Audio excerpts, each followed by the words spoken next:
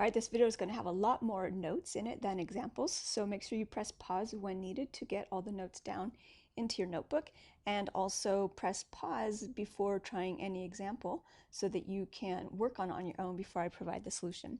Okay, so we're going to talk about series solutions near ordinary points, and I'll start off with a couple of definitions. So first off, I have a function f of x is called analytic at the point x equals x naught if the Taylor series for f of x converges to f of x for x near x naught. Okay, so the Taylor series for f should equal f for x near x naught, so some open interval containing x naught. Let's see a couple of examples here. So here I have f of x equals 9 plus 5x plus x squared, and I want to show you that it is in fact analytic at 0.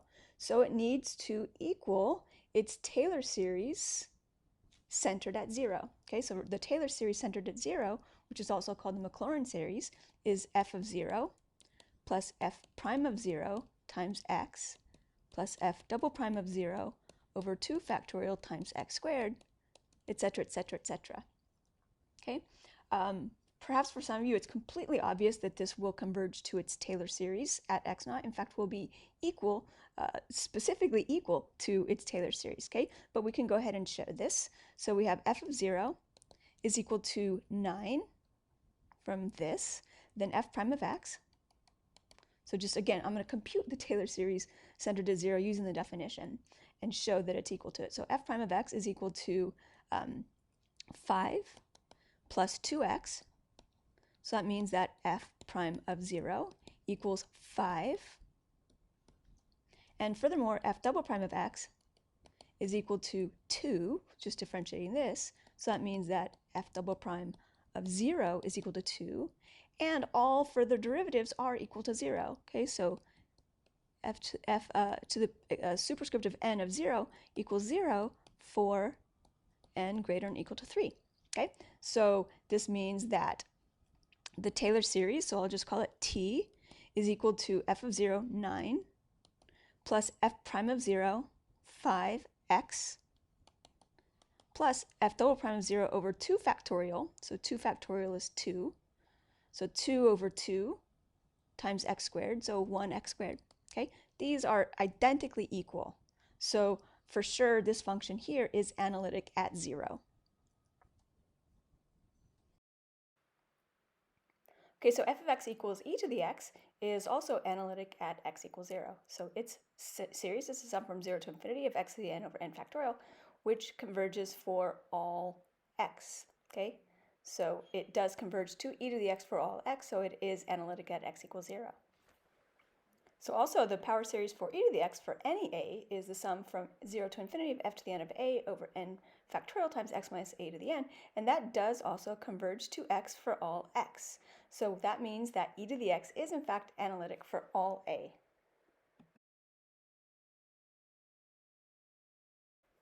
So 1 over 1 minus x is not analytic at x equals 1, since the nth derivative at 1 doesn't even exist. Okay, so there's no way it could even have a Taylor series at x equals 1. All right, a rational function, which is a polynomial divided by another polynomial, is going to be analytic wherever the denominators are not equal to 0. So as long as the denominator is not equal to 0, the power series will converge to the function at the specified x value.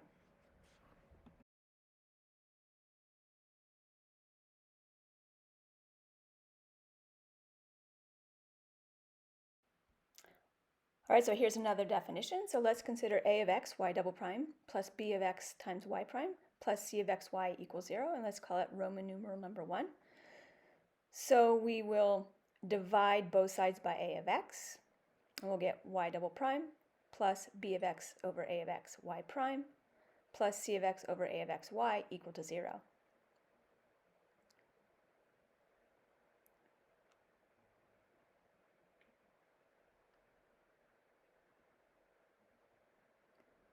So x sub 0 is an ordinary point of the differential equation if b of x over a of x and c of x over a of x, the coefficient of y prime, the coefficient of y double prime, are both analytic at x sub 0.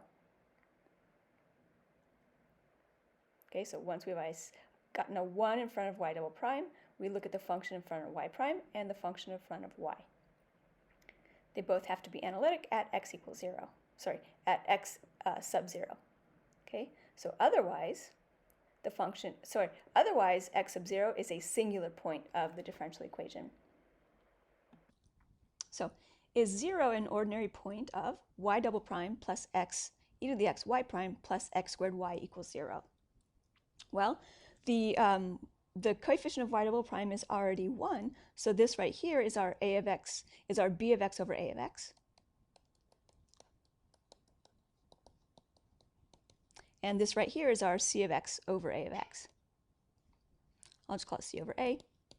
Okay, so as I said, all polynomials are analytic, so this one is beautiful. All right, so x times e to the x, that's actually also analytic at 0. So x times e to the x equals x times the power series for e to the x, so 1 plus x squared over 2 factorial plus x cubed over 3 factorial, and so on. Again, we want to know if 0 is an ordinary point, so we'll use the series expansion about 0. And so that simply is equal to x plus x squared plus x cubed over 2 factorial plus x to the 4th over 3 factorial, and so on. Okay, so this here will converge because if I take a multiple of a power series, okay, these nice properties, if I take just x times that power series, it's still going to be equal to the function that I started with. Okay, so if I have this convergent power series and I multiply it by a power of x, it's not going to change the convergence of it. Okay, so that's another reason polynomials are super nice. Okay, so again, if my function is analytic and I multiply it by a power of x, it's still going to be analytic. All right, so what that means is that 0 is an ordinary point of this nice polynomial, and power of x times a nice analytic function will both be analytic functions. So the answer is yes.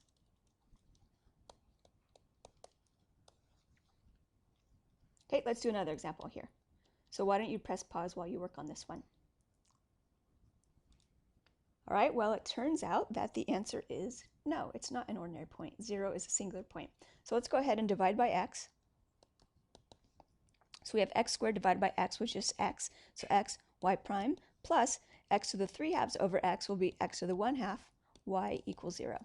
Okay, that right there is a polynomial, super nice, as I said, so it's going to be ordinary. If we take a look at x to the 1/2, if you're forming the power series of it, you'd start taking derivatives. So that's going to be, if we take the first derivative, we get 1 over 2 root x. But that's not even defined at x equals 0. Okay, so that means that x to the 1/2 is not analytic. So therefore, 0 is not an ordinary point of that differential equation. Okay, so again, if we're going to take the power series centered at 0, I need the derivative evaluated at 0, and it doesn't even exist. So while on the surface it looks like x to the 1/2 is a nice function, it's not a nice function because its derivatives at 0 are not nice. All right, let me get to the main theorem now.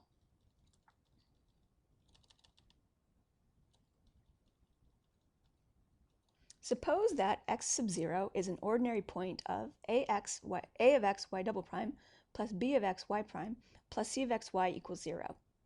That is, suppose that b of x over a of x and c of x over a of x are analytic at x naught. Then, 1, the ODE, this a of x, y double prime, etc., has two linearly independent power series solutions centered at x sub 0. That, again, where x sub 0 is an ordinary point. Okay, so the ODE has two linearly independent power solutions, y1 and y2, centered at x naught. And the radius of convergence of each series, okay, of y1 and y2, and therefore of the overall series solution c1y1 plus c1 plus c2y2, the radius of convergence of each series is at least as large as the smaller of the radii of convergence of that coefficient of y prime after we divided through by a, and the coefficient of y after we've divided through by a. Okay, so what that means is find the radius of convergence of b over a, find the radius of convergence of c over a. The smaller of those two is what the minimum radius of convergence of the whole thing will be. Okay, so the minimum of the radius of convergence of the whole thing will be the smaller of the one for this and the one for this. I should say of the power series 4.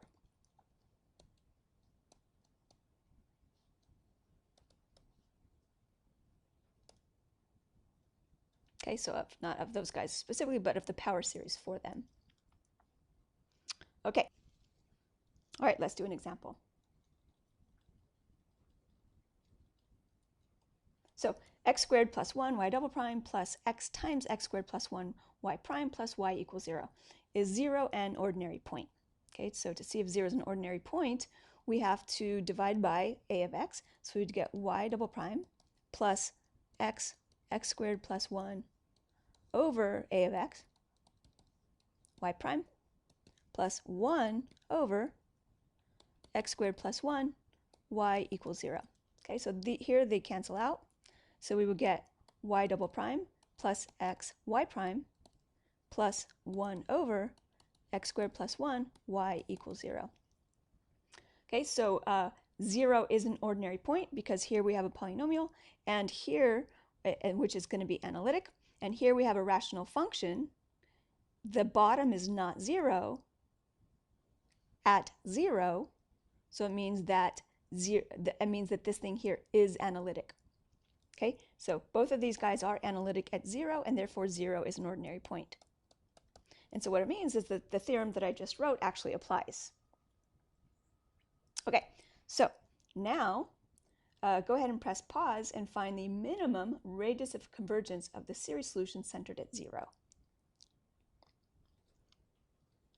All right, so we have to look at the radii of convergence of the series for b of x over a of x, which is equal to x. Okay, the power series for x, again, like I said, the power series for all polynomials converges for all real numbers to the power series, to the polynomial itself. So here rho is going to be infinity. And we have to look at c of x over a of x. So that's going to be 1 over x squared plus 1. So it turns out there's a shortcut for certain cases, but I'm going to go ahead and show you the radius of convergence using the ratio test. Okay, so we have to know what the series for 1 over 1 plus x squared looks like, centered at 0. So I'll remind you that the series for 1 over 1 minus x is 1 plus x squared plus x cubed, and so on, just coming from the geometric series. All right, so using that, we can get the power series for 1 over 1 plus x squared. So 1 over 1 plus x squared is 1 over, we could do 1 minus negative x squared. So that means that for this, in this power series for 1 over 1 minus x, we can replace each x with negative x squared. So 1 over 1 plus x squared will equal 1 plus negative x squared plus negative x squared squared, negative x squared cubed, and so on. So this will equal 1 minus x squared plus x to the 4th minus x to the 6th, and so on.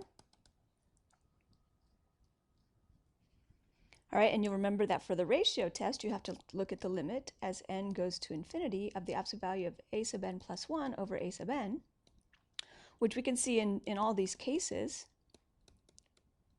If I do this term this term divided by this term, I'll get, in absolute value, I get x squared.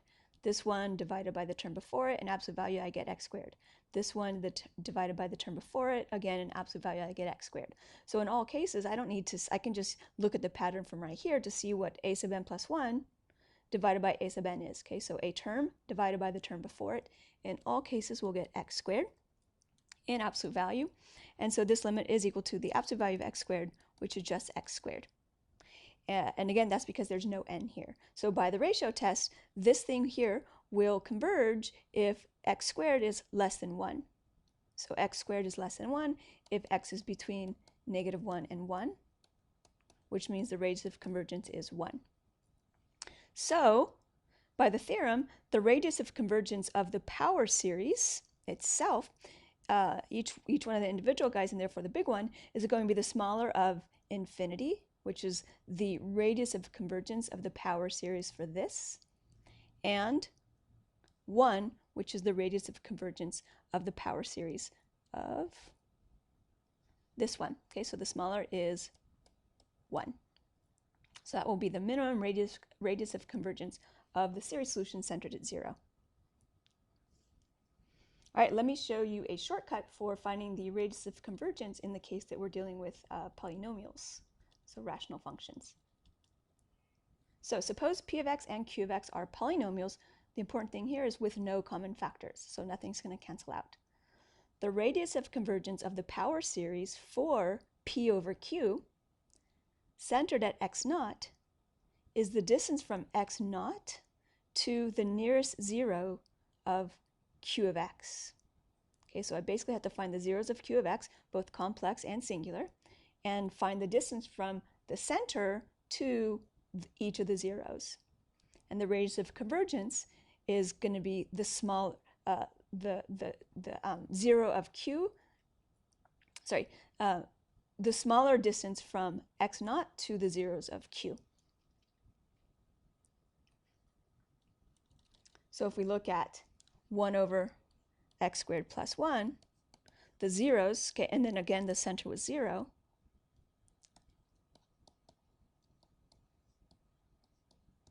well, we will look at the zeros of x squared plus 1, and those are plus or minus I. And so if we look at the complex plane,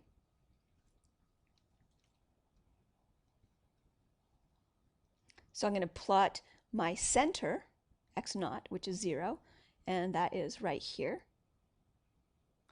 I is going to be up here, and negative I, okay, you remember that the x-axis is the real part, the y-axis is the imaginary part, so up there is I, down here is negative I. Both of these distances here are 1. So that means that the minimum distance, that means the radius of convergence is, again, it would be the smaller of the two distances, but both distances is 1. So it means the radius of convergence of the power series of this, centered at 0, is that minimum distance from 0 to the zeros, which is 1. Okay, why don't you press pause while you work on this one? So the minimum radius of convergence of the series solution to this, centered at x naught equals 0.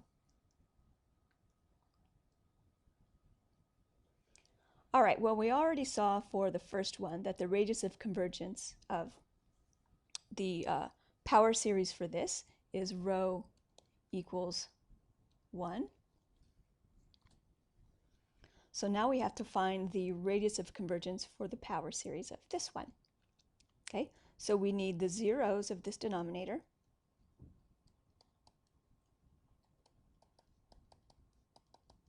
So we have x equals negative b plus minus square root of 4 minus 4 times 1 times 2, all divided by 2. So that's 2 plus or minus 4 minus 8, which is negative 4. And the square root of negative 4 is 2i. So we have 1 plus or minus I. Okay, so we have to find the minimum distance from 0 to both of these. So here's 0. Here's 1 plus I. Here's,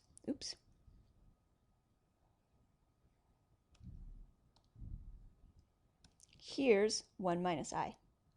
Okay, so that's 1, and that's 1, which means this hypotenuse is root 2. So I know the distance from 0 to 1 plus I is root 2.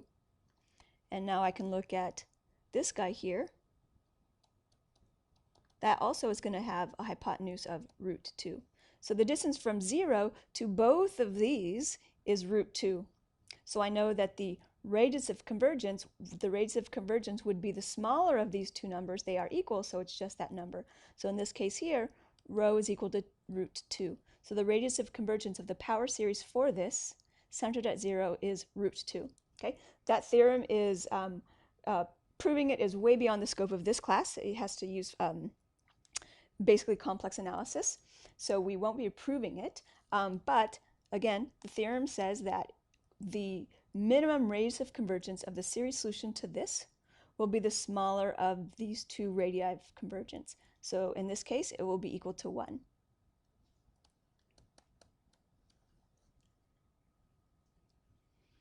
All right, I have one more example for you. So press pause and work on this one.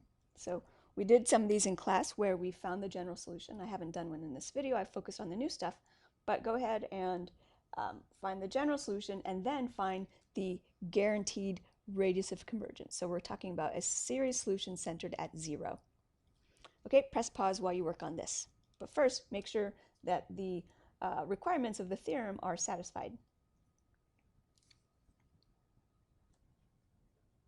Okay, so the theorem requires once we have a coefficient of 1 in front of y double prime, that the coefficients of y prime and y should be analytic at 0. Okay, 2x over x squared minus 3, if you plug 0 into that denominator, it is not undefined. So that means that this rational function is analytic at x equals 0. The coefficient of y is 0, and 0 is analytic. 0 is equal to its own power series, which is just 0. All right, so that means that, again, since this function right here is analytic at 0, the theorem applies. Okay, 0 is an ordinary point. Okay, we definitely want to use this version of the differential equation to find the power series, because we don't want to have to divide by x squared minus 3 if we don't have to. So we'll find y prime and y double prime using the power series sum from 0 to infinity of c n x to the power of n. So go ahead and press pause and find y prime and y double prime. Okay, so if you differentiate term by term, then you should get that y prime is the sum from 1 to infinity of n c sub n x to the n minus 1. And you should get that y double prime, again differentiating term by term, is the sum from 2 to infinity n times n minus 1 times c sub n x to the n minus 2. So now we'll do x squared minus 3y double prime plus 2x y prime.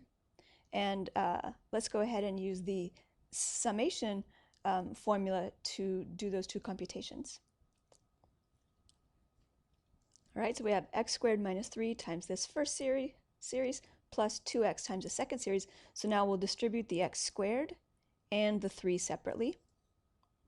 So we get x squared times the series for y double prime minus 3 times the series for y double prime plus 2x times the series for y prime. And now we can distribute the x squared into this sum, the 3 into this one, and the 2x into this one. All right, so now we see that this middle here has a power of n minus 2. We want all of them to have the same power of x so that we can bring the series together more easily to equate corresponding coefficients. So what that means is that we need to increase the value of the n in here by 2. So we have to decrease the starting point by 2. Okay, so we take each of these n's and replace them with n plus 2. And then we start our series at 0 instead of at 2. So now we have all the powers of x where they need to be, but the series start at different places, so we can't exactly combine them into different sums yet. So here we need to pull out the term that goes with n equals 0 and the term that goes with n equals 1, so that we'll start at 2. Here we need to pull out the term that goes with n equals 1, and so the series will start at 2 like it does for this one. Okay, so basically you have to pull out terms of the series that start at the lower numbers. Okay, so we're going to combine them so that the series starts at the largest of these three numbers, which is 2. So you have to pull out the lower terms. All right, so for the middle one, we get these two terms plus the sum from 2 to infinity of the general term, and then we have to pull out the term going with n corresponding to n equals 1 here. All right, so we get that this series is equal to 2 times 1 c1x, so when n is 1, plus the sum from 2 to infinity of 2n c sub n x to the n. All right, so now this series,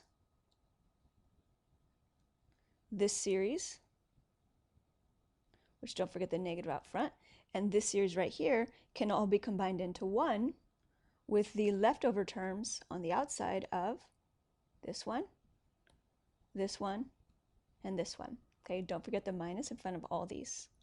So why don't you press pause and put all those together. Okay, so here we have our minus 6c2, and then this here is a coefficient of x, and this here is a coefficient of x, so we can group them as 2c1 minus 18c3 times x. Then finally we group this portion minus this portion, and then plus this portion into series. So we get n times n minus 1 cn minus 3 n plus 2 n plus 1 c sub n plus 2 plus 2n c sub n, all times x to the power of n, and all of that should equal 0 according to the problem. So here's what we have. We have negative 6c2 equals 0, which means that c2 is equal to 0. From this one, we have 2c1 must equal 18c3. So that means that c3 will equal 1/9 c1. And so here, this is n equals 2. So all of these terms have a power of 2, and then a power of 3, a power of 4. So for n greater than or equal to 2, we have all of this is equal to 0, since the right side is identically 0. All coefficients of each power of x must be 0. All right, so we have this expression here, and we should clean it up to combine these c sub n's, and then solve the entire expression for c sub n plus 2. Okay, so the first one here, we get n squared cn minus ncn. If we add it to this 2ncn, we get the minus ncn cancels with one of those to give us an ncn, so we get n squared cn plus ncn, which simplifies to n times n plus 1 cn. Okay, and then we have this middle term here.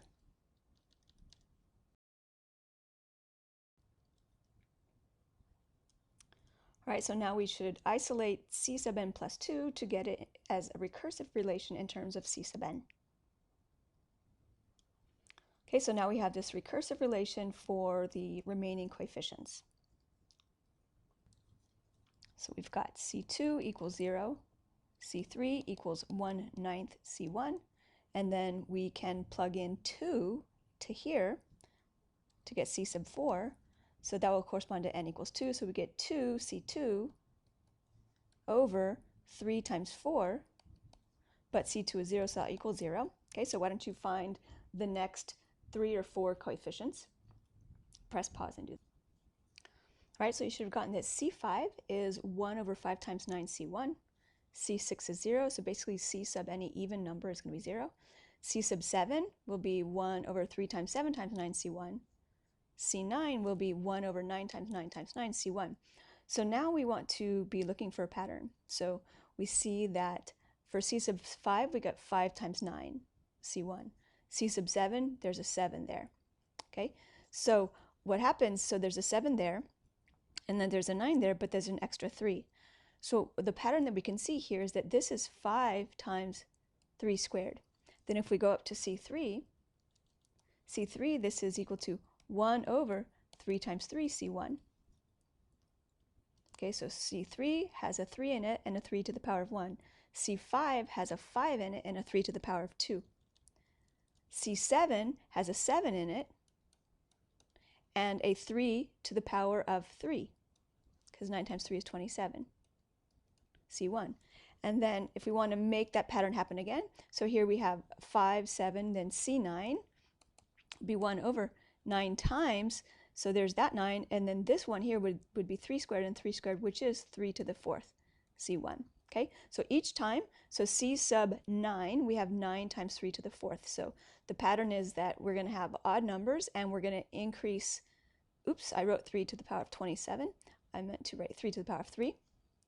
Okay, so we have odd numbers, and each time, the power of 3 is increased by 1. Okay, let's put these together in the series. So we don't have anything for C sub 0. Then we have plus C1x. C sub 2 is 0, but C3 is 1/9 C1, and then so we have 1/9 C1 x cubed plus 0 x to the 4th plus 1 over 5 times 3 squared, C sub 5, x to the power of 5. Then C sub 6 is 0, so x to the 6 has a coefficient of 0. Then x to the 7th, we have 1 over 7 times 3 cubed, C1 x to the 7th. And then just this last one, I'll put 1 over 9 times 3 to the 4th, C1 x to the 9th, etc. Okay, so the pattern is all of the powers of these terms here are odd. The C0 is off to the side by itself. Okay, so this right here would be our general solution, so equals y.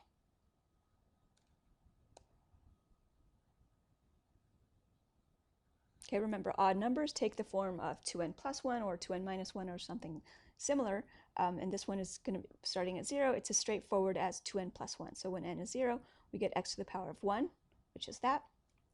Okay, and this denominator will be 1, and you'll check that. Again, each time we're getting the next odd number and raising 3 to 1 higher power. Okay, so that right there is the general solution. And now we need to find the guaranteed radius of convergence.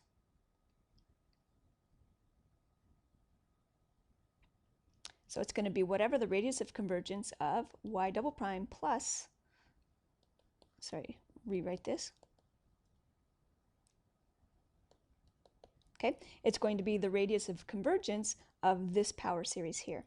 Okay, so it's going to be the smaller distance from 0 to each of these zeros. Okay, both of these zeros of x squared minus 3 are root 3.